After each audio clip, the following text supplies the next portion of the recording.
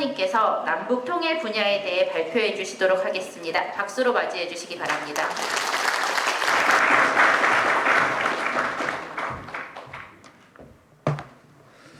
예, 반갑습니다. 제가 이제 차관 시절에 지금도 기억이 생생합니다. 이산가족의 날 이제 지정하는 문제가 그때도 있었는데 제가 뭐 법안심사소위에 가서도 이야기를 하고 그랬습니다만은 그때는 이상하게 여야에서 합의가 정말 어렵더라고요. 예. 그런데 이번에는 뭐 지금 자리에 안 계십니다만은 이제 태영호 의원님을 포함해서 여야 의원분들이 합의로 해서 이산가족의 날 지정을 했다는 것 자체가 매우 의미가 있고 아마도 이러한 결과는 이 자리에 함께 하신 여러분들의 염원 자체가 모여서 그 결과물이 아닌가 싶습니다. 그래서 여러 이제 지사님들 계시지만 여러 지사님들과 포함해서 여러분들이 이제 하나의 작은 소망을 이루었다. 그리고 이걸 계기로 해서 좀 더 큰 소망이 이루어질 수 있기를 바란다라는 이제 저의 염원을 말씀드리고 제 설명을 드리도록 하겠습니다. 제가 여러분들께 말씀드리는 것은 이제 자유민주 통일과 통일 2.0 시대예요. 근데 여기에서 먼저 우리가 생각해야 될 것은 왜 통일인가 이걸 우리 스스로가 한번 이제 점검을 하고 가야 됩니다. 요즘 보면은 뭐 굳이 왜 통일이 필요하느냐, 뭐 통일 그 없어도 살 수 있는데 뭐 이런 이야기가 있어요. 그러니까 마치 통일을 이제 일종의 필요에 따라서 이제 소위 그 선택적 사항이다 이런 것 같아요. 그래서 저는 이제 이 자리에 계신 이제 우리끼리라도 통일이라는 거에 대해서 좀 뭔가 이게 자꾸 이제 물음표 던지지 말고 확실하게 이제 정립을 하고 난 다음에 그 다음에 그러면 어떻게 통일을 하는 게 좋겠느냐 이런 쪽에 이제 논의를 전개하고 그리고 거기에 따라서 이제 구체적인 정책 사항에 대해서도 이야기해 봤으면 좋겠다 싶습니다. 아신 것처럼 통일은 기본적으로 이제 한반도 분단이 고통을 주는 겁니다. 분단을 가지고 소위 분단의 그런 뭐 수혜자다라고 하는 사람들도 있다라고 하지만 제가 보기에는 그러지 않습니다. 뭐 무기 팔아서 뭐 수혜 입어봐야 얼마나 있겠습니까? 그리고 그게 뭐 우리처럼 이제 이 좁은 세상에서는 한 달이 두 달이 건너면 이제 여러분들 같은 이산가족 분들과 여러 가지 이제 인적 관계가 있는 겁니다. 그래서 이제 소위 말해서 분단으로 인해서 혜택 받는 이제 아주 심플하게 말씀드리면 무기 팔아서 이득을 보는 사람이더라도 이제 분단의 고통을 받고 있는 이제 그러한 이제 사람들과의 그 연은 분명히 있다. 그래서 이제 가장 큰 게 그거 아닙니까? 이제 이산가족 정말 가족이 가족을 만나지 못한다는 것. 정말 21세기의 지구 반대편에 사람들과 생각만 했으면 전화 통화도 하고 그리고 또 비행기 타고 갈 수도 있는데 우리는 개성이 60km입니다. 서울이 평양이 200km입니다. 가지를 못합니다. 이런 엄청난 상황은 바로 분단으로 인해서 만들어진 상황이다라는 거죠. 뭐 북한 리스크에 의한 경제 불안은 뭐 더더욱이나 제가 말씀드릴 뭐 그런 필요도 없는 것 같고요. 그리고 또 하나는 이런 분단의 고통도 있지만 우리 대한민국이 지금 경제 어렵습니다. 정말 대한민국을 대표하는 이제 삼성전자가 지금 1사분기에서 적자를 내고 이게 어떻게 될까 이런 고민이 많습니다. 이런 경제가 안 된다. 그러면 우리의 삶 그리고 우리 국가의 미래도 없다라는 겁니다. 그러면 분단된 상황에서 우리 경제가 성장할 수 있느냐? 없습니다. 여기 상황에 보시는 것처럼 이 반도라고 하지만 섬입니다. 섬. 이런 섬의 상황에서 과연 우리가 우리의 경제를 살릴 수 있는 그런 방도를 찾을 수 있겠느냐? 없습니다.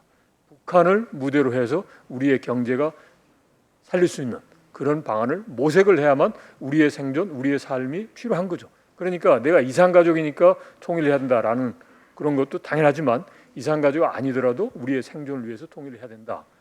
뭐 이제 일부에서 이제 국회의원께서 이제 축사를 하시면서 히토리 이야기했습니다. 그건 하나의 단적인 예지만 이제 그런 걸 포함해서 이제 우리의 경제를 살리기 위해서는 통일이 돼야 된다라는 거죠. 뭐 단순하게 이야기하겠습니다. 분단에서 통일로. 분단은 긍정적이 하나도 없어요. 통일? 이제 부담은 될 수 있겠지만 부담이 없는 게 있겠습니까? 뭔가 노력하지 않고 뭐 성과를 그냥 과실을 얻는다? 이건 아니거든요. 그만큼 더 많은 이득을 창출해 내면 되는 겁니다. 뭐 이게 통일됐을 때 비용이 뭐다. 저는 그거 아무 논란이 없다고, 그 아무 쓸모가 없다고 봅니다. 근데 하여튼 통일하면 모든 게 이런 긍정적인 요소 있어요. 이러한 길로 가지 못할 이유, 그리고 또 이런 길을 회피할 이유가 전혀 없다라고 생각합니다. 자, 그러면 우리가 어떻게 통일을 해야 하나? 자, 통일을 하는 데 있어서 제가 보기에는 지금도 그렇지만 가장 큰 걸림돌이 크게 두 가지가 있다고 봐요. 우선 하나는 국제사회의 그런 역학구도예요. 지금 이제 최근 그러죠. 미중 간에 여러 가지 갈등이 있고, 그 다음에 우크라이나 전쟁으로 인해서 미러 간의 갈등, 그래서 신냉전 구도가 있다. 엄청나게 막 요란스럽게 하죠. 자, 그런데 우리 분단은 이런 냉전 구도 하에서 나온 거고, 지금 분단된 게 벌써 78년인데 78년의 기간 동안 소위 지금 말하는 강대국 간의 그런 그 갈등 관계, 심해 구조 없었습니까? 있었습니다.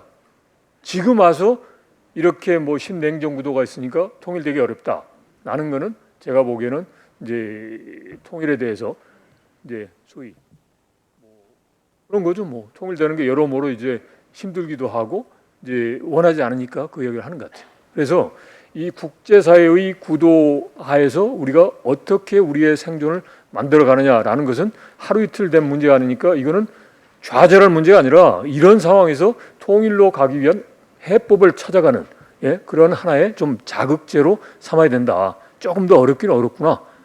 소위 80년대 말에 소련이 그냥 흔들릴 때 그때 한번 기회를 잡아서 했으면 되는데 지금 좀 어렵구나.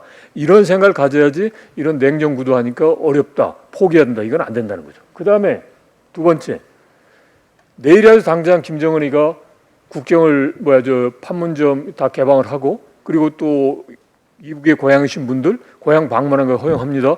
이러면 끝나는 거예요. 근데 그걸 안 합니다. 그러니까 결국은 북한이라는 이 어떻게 보면 전혀 이제 사고 방식이 다른 그런 실체가 우리의 통일을 이제 저해했던 그런 하나의 가장 중요한 걸림돌이었던 거죠. 그래서 이러한 걸림돌을 가지고 우리가 몰랐느냐? 알았습니다.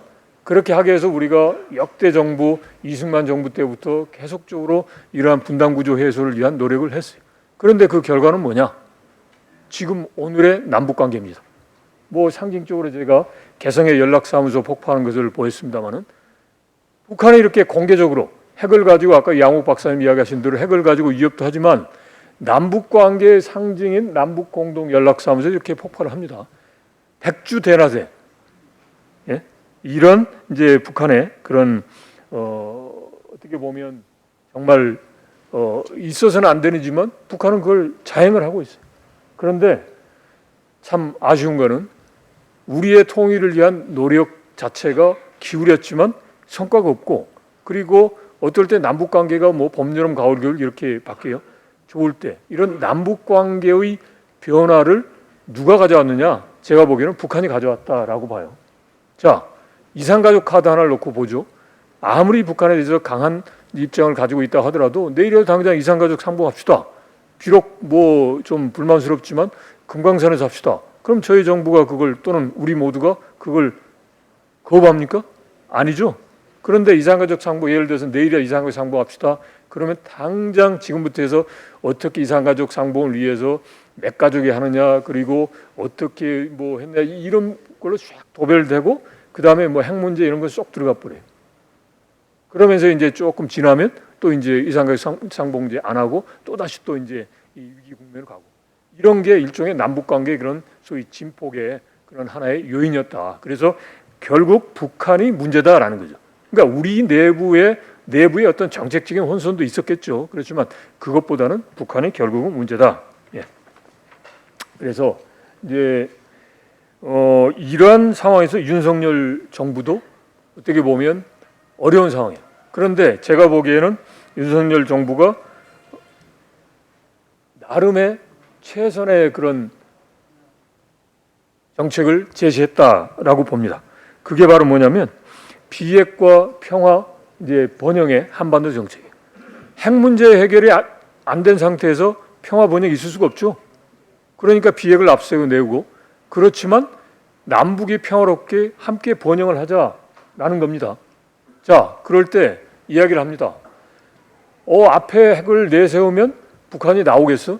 그러면 안 내세웠다고 해서 북한이 나오느냐? 아닙니다. 그리고 핵 문제를 놔두고 핵 문제는 뭐 아까 우리 양옥 박사님 이야기하셨지만 안 쏜다? 쓸 가능성이 낮을 수는 있겠죠. 그렇지만 안 쏜다는 보장을 누가 합니까? 그런 가운데서 소위 핵을 머리에 이고서 북한하고 그냥 평화 번영을 한다?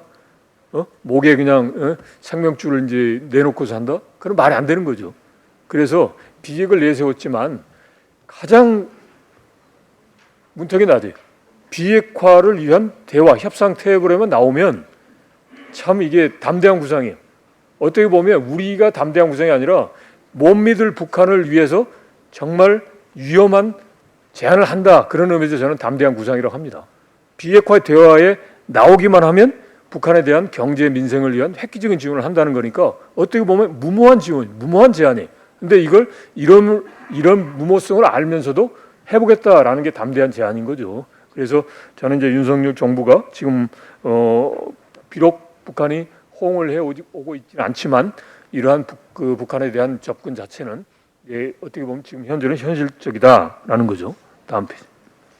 그런데 문제는 여하튼 북한은 이러한 윤 정부의 나름의 현실적이고 그 다음에 이제 어떻게 보면 북한에게 뭐 이런 이야기 드리기는 뭐합니다만은 북한에게 정말 많은 걸 이제 양보를 해준 제안이에요. 내부적인 그런 이제 비판도 있을 겁니다. 그럼에도 불구하고 북한은 그걸 받지를 않고 이제 오늘과 같은 그러한 양태를 보이고 있습니다. 그러면서 여하튼 기본적으로 이제 핵 보유국으로서 이제 소위 강의 그런 이제 행태를 이제 보이고 있습니다. 그래서 지금의 남북 관계, 한반도 정세, 분단의 문제, 통일을 해결하는 데 있어서 가장 결정적인 요인은 북한이다. 우리 내부가 아니라 북한이다. 라는 부분에서 이제 인식을 같이 해주시면 고맙겠다 하는 말씀을 드립니다. 다음 페이지. 자, 그러면 이런 상황에서 이제 우리가 어떻게 통일로 가느냐. 자, 그럼 제가 예를 들겠습니다. 여러분도 혹시 그 시지푸스의 신화 아십니까? 거기 보면 열심히 해서 이제 무거운 바위를 가지고 끙끙 산 위에 올려 이제 밀어놓으면 다시 또 이게 밑으로 내려오죠. 그게 이제 끊임없는 형벌이에요. 그러니까 지금 이제 78년간 통일 노력을 한 게 저는 바로 그런 시지푸스 신화의 형벌을 우리가 계속 받아왔다라는. 자, 그러면 이걸 깨기 위해서 어떻게 하느냐? 정상에 올라갔다. 그럼 거기서 내려오지 않도록 하기 위한 하나의 밑에 이제 지렛대를 이제 심어줘야 되는. 그럼 그 지렛대가 뭘까? 자, 저는 우선 그 지렛대는 북한이 뭔가 오판하지 않도록 하는 힘에 의한 확고한 그런 억지력이다라고 생각합니다. 힘없는 평화? 힘이 없는데 무슨 평화가 됩니까? 그건 정말 거짓 평화입니다. 그리고 선의에 기대는 평화? 그것도 엄청나게 바보스럽고 무모한 그런 기대입니다. 자, 그렇다면 비핵화 부분은 우리가 그냥 우리 뭐 이런 이야기 하신 분도 있습니다. 통일되면 우리 건데 뭘 그렇게 핵 문제를 이야기하느냐? 그건 아니다라는 거죠. 무조건 비핵화는 시켜야 되는 거예요. 그죠?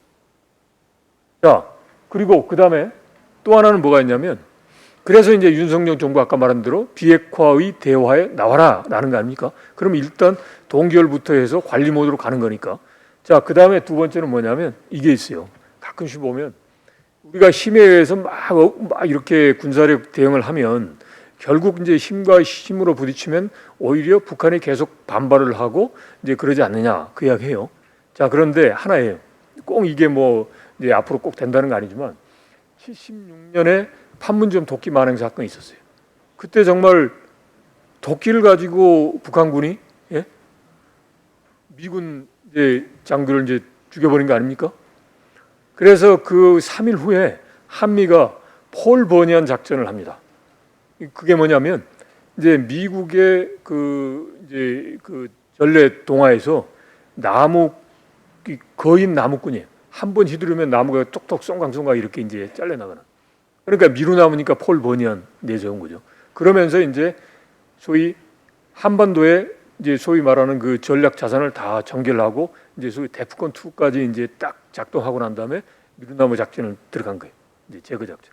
그러면서 만약에 북한이 도발을 한다, 그러면 이제 이걸 그때 그 당시에 이제 미군 측에서의 그런 그 의지는 지도상에서 북한을 지워버려야 되겠다, 이 정도로. 그리고 우리의 그런 이제 특수부대도 들어가서 이제 점령을 해야 되겠다, 이런 결기를 가지고 이제 볼버니언 작전을 한 거예요.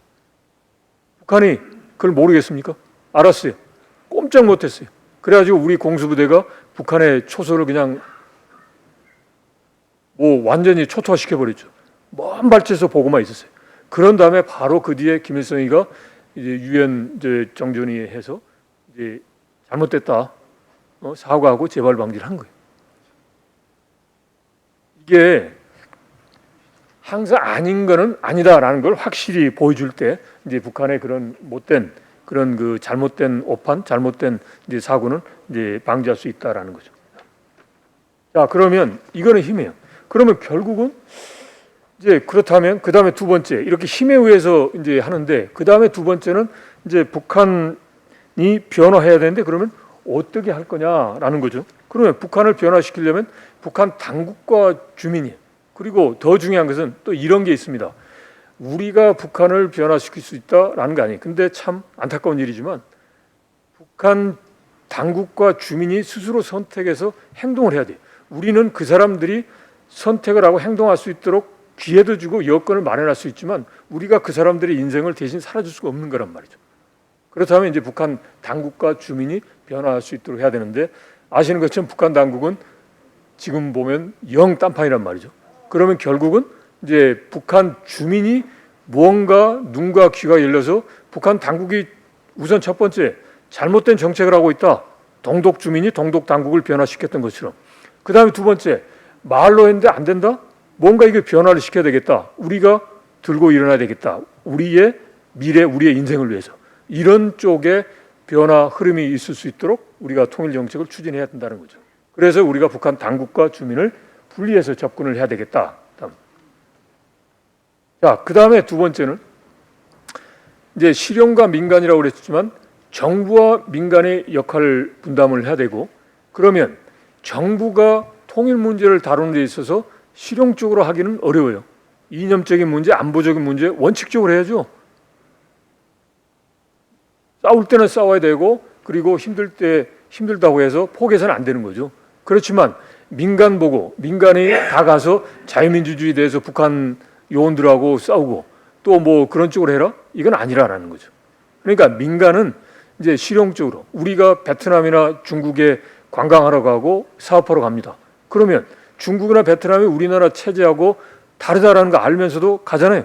그러니까 민간은 이제 그런 체제나 이념 부분은 당국이 역할 분담해서 확실하게 하고, 이제 민간은 실용 중심으로 해서 끊임없이 이제 북한하고 이제 소통할 수 있는 그런 방향으로 접근하면 되겠다. 그러면 그게 뭐냐? 여기에 이제 라이프지에서 동독 주민들이 평화 시위를 하는 겁니다. 이러면서 결국 동독 당국을 변화시켰어요. 그 말은 뭐냐? 동독 주민이 서독 주민처럼 잘 살아봐야 되겠다. 그런데 동독 당국이 제대로 못한다. 그러니까 이거 들고 일어난 거예요. 그래서 끊임없이 민간 차원에서 소통을 하면 북한 사람들의 눈과 귀가 열린다 이거죠. 그러면 야, 이게 그 속에는 이제 인권 문제도 들어가는 거예요. 이런 삶은 안 된다. 변화해야 된다. 그러면 처음부터 해서 김정은 정권을 이제 무너뜨린다, 이렇게 하지는 못하겠죠. 김정은 정권이 정책을 변화해라, 이런 요구를 할 수 있을 겁니다. 북한의 기득권층 내부에서부터. 그렇게 해서 이제 북한 주민이 변화할 수 있도록 해야 되겠다라는 거죠. 다음에 이제 강조하고 싶은 거는요. 이제 기본적으로 힘은 확고히 하고 북한 당국과 주민을 분리해서 하면서 이제 당국은 원칙적으로 확고하게 하고, 이제 일반 주민은 실용에 의해서 이제 북한 주민과 끊임없이 소통을 해서 북한 주민의 이제 스스로의 운명을 결정할 수 있는 역량을 키워줘야 된다라는 걸로 이제 제가 말씀을 드릴 수 있어요. 근데 여기에 이제 추가해서 이제 더 말씀드리고 싶은 거는, 무엇인가 할 때 보면 통일에 있어서도 원칙이 필요하다. 제가 보기엔 그게 보편적 가치인 것 같아요. 그게 자유, 민주, 인권인 거죠. 이런 부분을 강조해야 돼요. 그래서 예를 들어서 인권 문제에 대해서 남북 관계가 어렵다, 북한이 반발한다 그러니까 안 한다, 그건 아닌 거죠. 싫더라도 계속 해줘야 된다라는 거고. 그 다음에 두 번째, 뭐 아쉬운 소리입니다. 뭐 좀 이상한 소리 같습니다만은, 북한의 젊은 세대의 취향과 젊은 세대를 타겟으로 해서 이제 통일 정책을 해야 된다라는 거예요. 북한의 항일 빨치산, 이제 6.25 전쟁 때 우리에게 이제 총을 겨눴다 이런 사람들 사고 못 바꿉니다. 바꾼 것처럼 이야기하지만 못 바뀝니다. 그 사람들 대상으로 할 필요 없어요. 그리고 그 사람들은 이제 무대에서 사라집니다. 그러니까 이 젊은 세대, 앞으로의 그런 소위 북한의 젊은 세대의 그런 행복하게 살고자 하는, 베트남과 중국에 있는 젊은 세대들처럼 살고자 하는 그런 욕망을 잘 활용해서 북한이 변화할 수 있도록, 그들이 변화의 그런 움직임을 보일 수 있도록 우리가 통일 노력을 해야 되지 않나 싶습니다. 자, 마지막으로 아무래도 이산가족 문제니까 제가 했었던 가지고 이제 제 의견을 말씀드리겠습니다. 지금까지 솔직히 말씀드리면 북한의 그 선의에 기대서 이산가족 문제를 해결했다라고 봐요. 북한이 주면 뭐 100가족, 제가 있을 때도 전수 다 해서 정말 솔직히 말씀드리면 모든 이산가족 상봉 신청하는 분들의 그 희망사항을 다 전달했어요. 그러면서 북한 측에 돈이 얼마 들든지 간에 우리가 다 해줄 테니까 한꺼번에 다 생사확인 포함해서 다 만나자. 제가 차관하고 할 때 했습니다. 근데 북한은 안 해요. 아시는 것처럼 이산가족 문제를 인도적으로 안 보잖아요. 정치적으로 보잖아요. 남북관계 할 때 이게 쓰려고 하잖아요. 그래서 여하튼 이런 선의의 기대는 어쩔 수 없이 선의의 기대했지만 그거 말고는 지금까지 저희가 하기가 어려웠던 것 같아요. 그래서 앞으로는 제가 보기에는 이거는 조금 힘이 들지만 좀 이산가족 문제를 인권 차원에서 봐서 좀 국제사회가 다 그냥 막 와글와글 하면서 이제 이산가족 문제에 대해서 좀 이야기하고 이제 그게 좀 뭐 귀에 막 그 북한 귀에 못이 박히고 그게 좀 뭐 힘들고 뭐 또 이렇게 해서 이제 소위 우리만이 북한의 선의에 좀 만나게 해달 이게 아니라 국제사회가 야 이런 가족 행복권인데 왜 이런 인권 침해가 있느냐 이런 식으로 해서 북한을 자꾸 그냥 이렇게 좀 옥조인다 그럴까요? 이런 식으로 해서 이제 우리와 국제사회가 다 함께 공동으로 해결할 수 있는 그러한 이제 문제로서 좀 전환을 하면 그러면 조금이라도 더 이제 상봉의 기회가 더 많아지지 않을까 이제 그런 하나의 이제 소망이고요. 근데 결국은 북한이 이제 개방하고 변화를 하면 그러면 여러분들이 이제 건강만 잘 유지하시면 이제 가실 수 있는 거죠. 이제 고향에 가서 뭐 이제 투자도 하실 수 있는 거고 고향 방문도 할 수 있는 거고 할 수 있습니다. 그래서 하여튼 그런 이산가족 문제에 대한 인권적인 성격도 같이 포함해서 이제 하지만 결국은 이제 아까 제가 말씀드린 대로 이제 북한 당국과 주민들이 이제 변화할 수 있도록 하기 위해서 저희가 이제 통일에 대한 노력을 집중해서 하면 아무래도 이제 여러분들의 소망도 빨리 풀어지지 않겠나 싶습니다. 그리고 또 하나는 제가 보기에 그 물이 비등점이 이제 100도입니다. 근데 얼핏 봤을 때 끓는 거 안 끓는 것 같지만 100도 정도 되면 끓어버린단 말이죠. 그래서 지금의 북한이 김정은 정권 13년이지만 제가 보기에는 지금 여러 가지 경제도 지금 한 6, 7년 계속 마이너스 성장이고 여러 가지 이야기를 들어보면 이제 북한 내부에서 그런 이제 변화의 그런 여건은 많이 성숙돼 있는 것 같습니다. 그래서 이럴 때 우리가 이제 북한 당국과 주민을 분리하고 북한 주민의 스스로의 그 변화의 역량을 이제 키워줄 수 있는 노력을 기울인다면 아마도 이제 우리가 원하는 통일의 길로 접어 들어갈 수 있지 않나 싶습니다. 예, 이렇게 해서 설명 마치겠습니다.